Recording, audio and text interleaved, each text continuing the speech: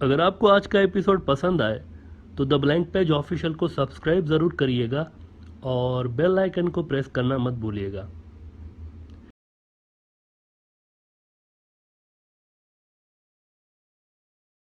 Indian chief of defence staff general Bipin Rawat साहब के helicopter crash होने के बाद हमने आपको बताया था कि इंडिया के अंदर कई एनालिस्ट बिना सोचे समझे इसको भी चाइना और पाकिस्तान पर इसके लिंक निकालने की कोशिश कर रहे हैं, which is rubbish and it is very unfortunate. India के एक स्कॉलर हैं ब्रह्मा चेलाने साहब।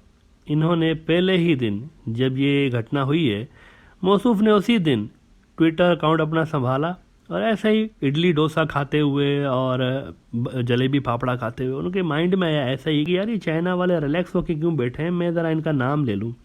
उन्होंने ट्विटर अकाउंट अपना संभाला और ज़रा देखें ट्वीट क्या कर रहे हैं। ये ट्वीट कर ऐसे ही पहले ही दिन बच्चा पैदा नहीं हुआ, पहले ही कह रहे हैं कि ये तो नानी पे गया है बिल्कुल अपने। पहले ही दिन उन्होंने चाइना के ऊपर डाल दिया इसका मलबा। कह रहे हैं कि general Rawat death has eerie parallel with helicopter crash in early 2020 that killed Taiwan's chief of general staff general Shen Yi Ming and 7 others including 2 major generals each helicopter crash. अब ये लाइन देखें, this particular line is very important.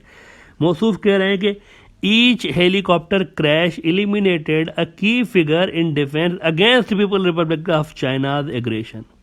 अब सवाल यह है कि भाई इस बंदे को घटना के चंद ही घंटे के बाद चाइना को इसके बीच में डालने का शौक क्यों चढ़ा? ये जानबूझ के उन्होंने हरकत की है या ऐसे ही उन्होंने बस ऐसे जैसे इंडियन मीडिया बैठे बैठे और पटारी में से जो गोदी मीडिया जिन निकाल लेता है ना, ऐसे ही। तो क्या ये भी उन्होंने, उनके अंदर भी गोदी मीडिया की रूह पड़ गई है, ऐसे ही उन्होंने ट्वीट कर दिया? व्हाट इफ इंडिया के अंदर से ही ये कांड हुआ हो तो उनके इस ट्वीट से असल जो हाथ है इस घटना के पीछे, या इवन अगर कोई नेचुरल हादसा हुआ है, चलें नेचुरल हादसा ही अगर हुआ है तो ये ट्वीट तो वक्त से पहले ही फैक्ट्स को मसक कर रहा है ना, बिना इंक्वायरी बिना सबूत के फैक्ट्स तो मसक हो रहे हैं। उन्होंने ऐसे ही लगा दिया, इनके पास कोई सबूत नहीं, ऐसा ही। इसीलिए चाइना ने इसका सख्त नोटिस लिया है और रेस्पॉन्ड किया है। चाइना ने उनका नाम लेकर, उनके जो सरकारी अखबार है ग्लोबल टाइम्स, जिसमें सरकार का मौक़िफ़ ही छपता है, यूँ समझे। ग्लोबल टाइम्स कह रहा है कि Chellaney has blood of Indian troops on his hands by pushing conspiracy. चीन ने इस वाक़े को अनफॉर्चुनेट करार देकर चेलाने बाबू को आड़े हाथों लेते हुए कहा है ये शख्स इस वाक़े का फ़ायदा उठाते हुए इंडिया और चाइना के बीच नया फड्डा क्रिएट करने की अटैम्प्ट कर रहा है। पहले ही इंडिया और चाइना के बीच फड्डे कम है, कितना इतना बड़ा एलएसी बॉयल लगा पड़ा है और ऊपर से ये जल्दी में तेल डालने के कभी से काम हो रहे हैं। आप देखें क्या हो रहा है इंडिया में। इसीलिए हमने कहा कि कंस्पिरेसी थ्योरीज आपको बहुत नजर आएंगी, लेकिन उस पर ध्यान देना नहीं चाहिए। अलबत्ता जब चिलानी साहब पर दबाव आया है तो वो सॉरी करके पीछे हटे हैं और इस पर ग्लोबल टाइम्स कह रहा है कि after making a parallel with 2 separate accidents without any possible link, चेलाने hypocritically mentioned he did not mean there was a connection। और मैं ये थोड़ी कह रहा हूँ कि इसमें कोई कनेक्शन है, ये तो मैंने ऐसे ही लिख दिया। ओहो, मैं ये थोड़ी कह रहा हूँ कि चाइना का कनेक्शन, ये उन्होंने कह दिया फिर दोबारा। अच्छा, हमने आपको बताया था कि अगर कोई इसका इल्ज़ाम इंडिया में चाइना या पाकिस्तान पे लगाता है तो दैट विड बी रिडिक्यूलस, क्योंकि ये घटना हुई है जनाब तमिलनाडु में, इंडिया का आखिरी कोना, जिसका दूर दूर तक चाइना या पाकिस्तान से वास्ता ही नहीं है। हज़ारों किलोमीटर दूर है ये पाकिस्तान से और चाइना के बॉर्डर से। ग्लोबल टाइम्स ने भी ये इशू हाईलाइट करते हुए कहा है कि Chellaney thread can not be more ridiculous. Rawat was not on a Chinese aircraft. बहुत अहम नुक्ता है, बड़ा ही इंपॉर्टेंट नुक्ता उठाया है ग्लोबल टाइम्स ने, रूसी हेलीकॉप्टर पर थे वो। Rawat was not on a Chinese aircraft.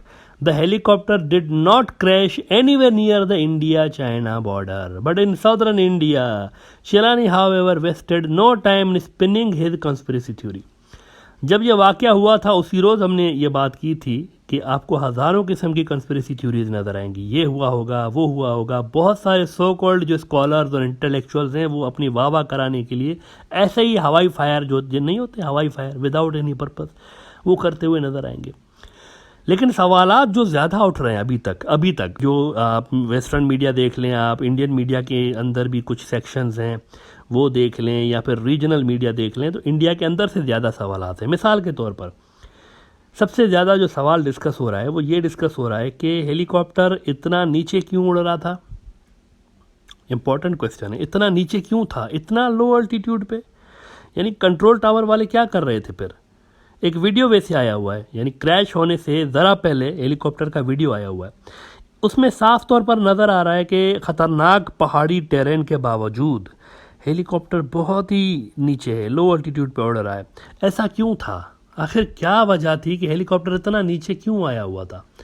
और अभी से ही अंदरूनी कंट्राडिक्शंस भी सामने आई हुई हैं। मिसाल के तौर पर the times of India, India का एक बड़ा अखबार है, वो कह रहा है कि CDS से chopper crash, Sulur base says 2 copters sent but Madras Regiment Centre denies it.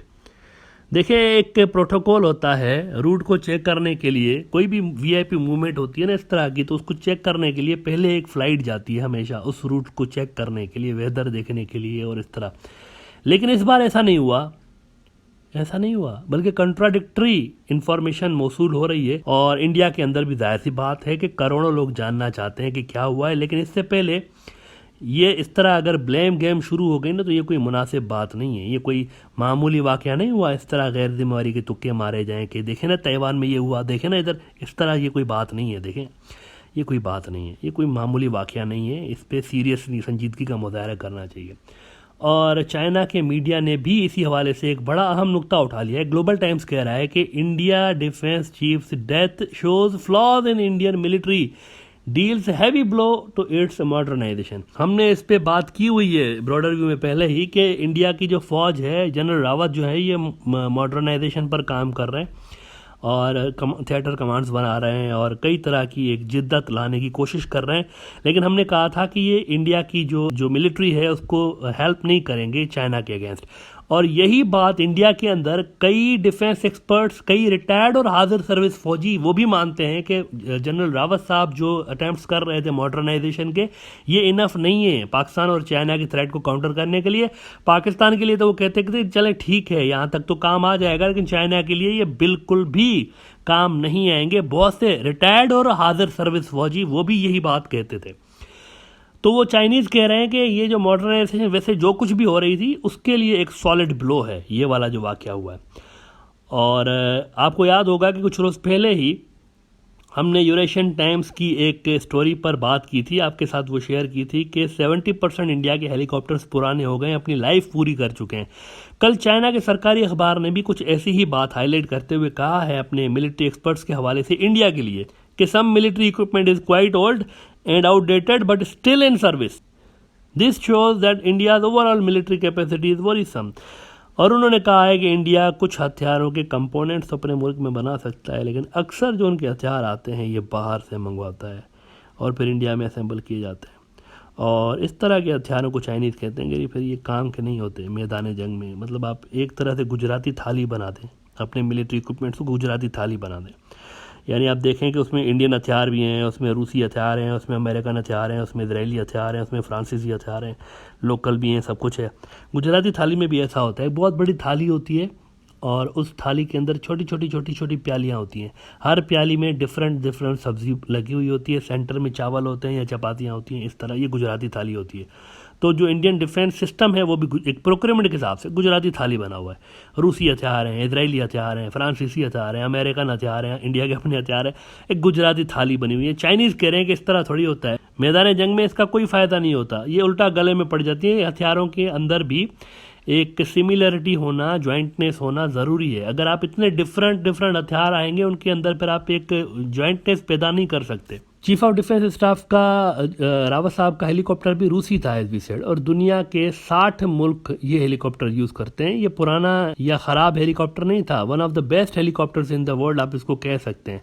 अब रूसी कंपनी भी जांच करेगी। ये आपको इम्पोर्टेंट बात बता दें कि एक प्रोटोकॉल होता है कि जिस कंपनी का जहाज़ गिरता है तो वो कंपनी फिर अपनी भी जांच कर रही होती है कि क्या हुआ है, ताकि अगर कोई इसमें टेक्निकल फॉल्ट है तो वो बाकी जो उन्होंने इशू कर रखे हैं जहाज़, उनके अंदर भी जाकर वो सेफ्टी के लिए वो फॉल्ट रिमूव कर सके, या जो नई प्रोडक्शन आ रही है उसमें वो चीज़ ना होने पाए। तो ये एक स्टैंडर्ड प्रोटोकॉल है दुनिया में। तो जो जिस कंपनी की प्रोडक्ट गिरती है इस तरह, तो वो फिर उसको चेक करते हैं, उसकी इंक्वायरी करते हैं। तो रूसी कंपनी आएंगी रूसी इसकी इंक्वायरी करेंगी और उनकी जो रिपोर्ट होगी वो भी बड़ी इंपॉर्टेंट होगी। एक तो इंडिया अगर इसको पब्लिश करता है अपनी रिपोर्ट्स की फाइंडिंग्स को, वैसे होता नहीं है नॉर्मली इंडिया के अंदर एक चीज़ अगर होती है ना, इंक्वायरी कमेटी बैठती है, रिपोर्ट आती है, तो कई साल एक तो उसको लगते हैं, और दूसरा उसकी फाइंडिंग्स कभी होती हैं पब्लिक, कभी नहीं होती। ये एक अजब सा मामला है वहाँ पर। लेकिन रूसी कंपनी की जो फाइंडिंग्स होगी उसके लिए उम्मीद है कि वो आ जाएगी मंजर यहाँ पर, ये बड़ा इंपॉर्टेंट होगा।